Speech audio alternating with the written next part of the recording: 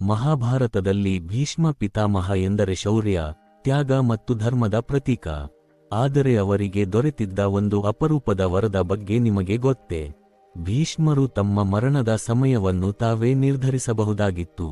ಈ ವರ ಅವರಿಗೆ ಹೇಗೆ ದೊರೆಯಿತು ಎಂಬ ಕಥೆ ನಿಜಕ್ಕೂ ರೋಚಕವಾಗಿದೆ.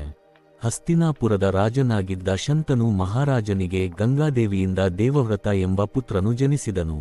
ದೇವವ್ರತನು ಅಪಾರ ಶೌರ್ಯ, ಜ್ಞಾನ ಮತ್ತು ಧರ್ಮನಿಷ್ಠೆಯನ್ನು ಹೊಂದಿದ್ದನು. ಒಂದು ದಿನ ಶಂತನು ರಾಜನು ಸತ್ಯವತಿ ಎಂಬ ಯುವತಿಯನ್ನು ವಿವಾಹವಾಗಲು ಬಯಸಿದನು. ಆದರೆ ಸತ್ಯವತಿಯ ತಂದೆ ಒಂದು ಷರತ್ತು ಇಟ್ಟನು. ಸತ್ಯವತಿಯ ಮಗನೇ ಮುಂದೆ ಹಸ್ತಿನಾಪುರದ ರಾಜನಾಗಬೇಕು ಎಂಬುದು ಆ ಷರತ್ತು. ತಂದೆಯ ಆಸೆ ಈಡೇರಬೇಕು ಎಂದು ದೇವವ್ರತನು ಸಿಂಹಾಸನದ ಹಕ್ಕನ್ನು ತ್ಯಜಿಸಿದನು.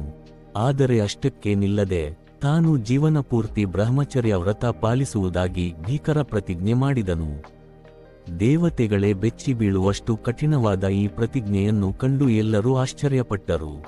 ದೇವವ್ರತನ ಈ ಭೀಕರ ಪ್ರತಿಜ್ಞೆಯಿಂದಲೇ ಅವರಿಗೆ ಭೀಷ್ಮ ಎಂಬ ಹೆಸರು ದೊರೆಯಿತು.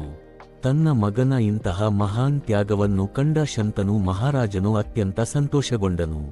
ಮಗನಿಗೆ ತನ್ನಿಂದ ಸಾಧ್ಯವಾದ ಅತ್ಯುತ್ತಮ ವರವನ್ನು ನೀಡಲು ಬಯಸಿದನು.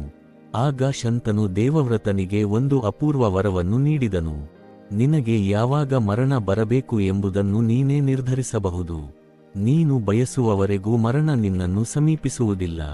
ಇದೇ ಇಚ್ಛಾಮರಣದ ವರ. ಈ ವರದಿಂದಾಗಿ ಭೀಷ್ಮರು ತಮ್ಮ ಜೀವನದ ಅಂತ್ಯವನ್ನು ತಾವೇ ಆಯ್ಕೆ ಮಾಡಿಕೊಳ್ಳುವ ಶಕ್ತಿಯನ್ನು ಪಡೆದರು. ಕುರುಕ್ಷೇತ್ರದ ಯುದ್ಧದಲ್ಲಿ ಭೀಷ್ಮರು ಬಾಣಗಳ ಶಯ್ಯೆಯ ಮೇಲೆ ಮಲಗಿದಾಗಲೂ ಅವರು ತಕ್ಷಣ ಪ್ರಾಣ ಬಿಡಲಿಲ್ಲ. ಉತ್ತರಾಯಣ ಪುಣ್ಯಕಾಲ ಬರುವವರೆಗೆ ಅವರು ಕಾಯುತ್ತಿದ್ದರು.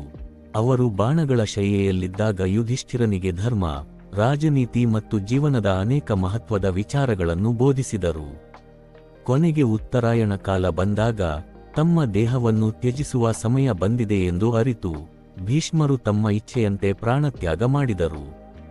ಹೀಗಾಗಿ ಭೀಷ್ಮನ ಇಚ್ಛಾಮರಣದ ವರವು ಕೇವಲ ಒಂದು ಅದ್ಭುತ ಶಕ್ತಿ ಮಾತ್ರವಲ್ಲ, ತಂದೆಯ ಸಂತೋಷಕ್ಕಾಗಿ ಮಾಡಿದ ಅವರ ಮಹಾನ್ ತ್ಯಾಗಕ್ಕೆ ದೊರೆತ ಪ್ರತಿಫಲವಾಗಿತ್ತು. ಇದೇ ಕಾರಣಕ್ಕೆ ಭೀಷ್ಮ ಪಿತಾಮಹರು ಮಹಾಭಾರತದ ಅತ್ಯಂತ ಗೌರವಾನ್ವಿತ ಪಾತ್ರಗಳಲ್ಲಿ ಒಬ್ಬರಾಗಿದ್ದಾರೆ. ನಿಮಗೆ ಈ ಕಥೆ ಇಷ್ಟವಾಗಿದ್ದರೆ ವಿಡಿಯೋವನ್ನು ಲೈಕ್ ಮಾಡಿ, ನಿಮ್ಮ ಸ್ನೇಹಿತರೊಂದಿಗೆ ಹಂಚಿಕೊಳ್ಳಿ ಮತ್ತು ಇಂತಹ ಮಹಾಭಾರತದ ಅದ್ಭುತ ಕಥೆಗಳಿಗಾಗಿ ನಮ್ಮ ಚಾನೆಲ್ ಅನ್ನು ಸಬ್ಸ್ಕ್ರೈಬ್ ಮಾಡಿ.